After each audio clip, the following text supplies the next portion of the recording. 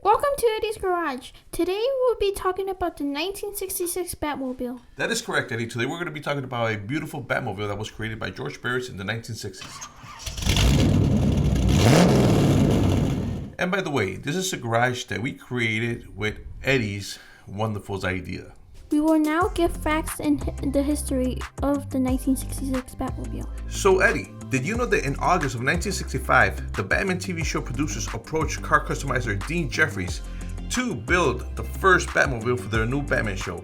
But Jeffrey was going to use a 1959 Cadillac, and I think for some reason he was not happy with it, and he ultimately turned down the project because he felt he didn't have enough time to complete the car.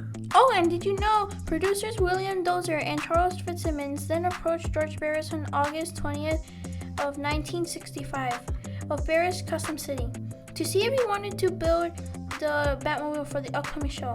The only catch was that the car had to be ready in 3 weeks after the contract was signed. And Eddie, seeing that the back qualities from his 1955 Lincoln Futura concept car that he already had, George knew it was the perfect car for this project. Yes, indeed. It looked very futuristic. Oh, and by the way, Eddie, production artist Eddie Graves at 20th Century Fox helped design the Batmobile and gave sketches to George Barris. George had a team of approximately 5 people working on the car to meet the deadline. Do you know who these people were? As a matter of fact, I do. Bill Cushenberry was tasked with reworking the hood, opening up the wheel wells, and modifying and sculpting the rear fins. Gil Black customized the front saw blade, rocket tubes, and orange driving lights. Richard Corky Corks customized a 5-gallon paint can into the rear turbine exhaust. That is correct, Eddie. The studio was responsible for adding all of the gadgets, such as bat phone, bat scope, and bat lights, flashes, and all that good stuff. So it was very, very challenging at first, you know? And it's interesting because the technology back then in the 1960s is much different than how it was today in the 2020s. It is definitely different and challenging too. When the pilot started shooting in early October 1965, the car wasn't finished and was delivered to the studio with only the primer coat applied. In the first shots, the car was in black primer, which really didn't come on so strong, said Barris. They wanted to get more of a gloss on it. That is right, Eddie. The color black wasn't given that tone that the Batmobile needed at that time, right? Yeah, it needed to be more dramatic. Exactly. So that's when they decided to go with the 3/4-inch red fluorescent glow on the edges of the bat face and the fins. It made it look very, very, very dramatic. That's when it really turned into the Batmobile that we know now.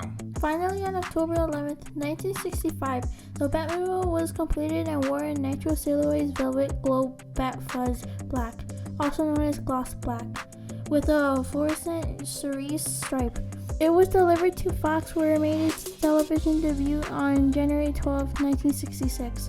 It was considered so valuable at the time it was insured for $125,000. Wow, Eddie, that is a lot of money. $125,000 back in the 1960s, that's a lot. That's a lot of money. Oh wow, Eddie, but check this out. The Batmobile was equipped with a roll bar, beacon, side warning lights, and one-of-a-kind emergency bat turn lever, which enabled it to turn at top speeds. They would press that lever and the car would turn around like quick action.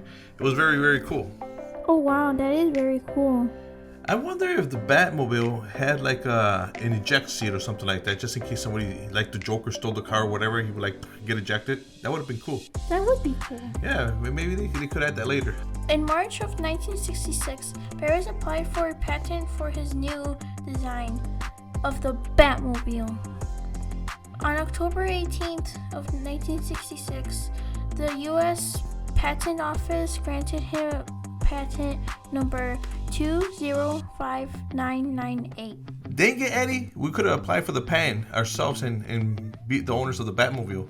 Yeah, imagine if we did that. Wow. So, Eddie, after the show ended, the Batmobile remained at Barris' North Hollywood shop unless it was needed for an event or a photo shoot. In the mid-1970s, George Barris decided to cover the number one car in flocking or bat fuzz, and it remained that way for 10 years. The velvet fuzzy finish was used as a trendy addition to Ascent, its and it features. was accomplished by first spraying the car with epoxy and then spraying it with nylon fibers that were electrostatically applied. Nylon flocking was resistant to dirt, stains, and more durable than paint. The car remained fuzzed until the mid-80s. In the late 70s and the mid-80s, the number one Batmobile made some appearances, like in 1979 it appeared in a TV show, Legends of the Superheroes. In 1980, it made an appearance in Galaxina, Pee-wee's Big Adventure in 1985, and Sayer TV commercial in 1986. Did you know George Barris and his family decided to sell the car in 2013 at the Barrett-Jackson Scottsdale auction? With a $2.5 million reserve. The car went to auction on January 19, 2013. After 13 minutes of bidding, the car was sold for $4.2 million, plus the buyer's premium of $420,000. It set an auction record for a TV and movie car. So Eddie, after the car was sold at the auction, in June of 2015, the owner Rick Champagne put the Batmobile up for sale. And trust me, it was not cheap. It was a price tag of $5 million. Oh my god, that's a lot of money. It sure is.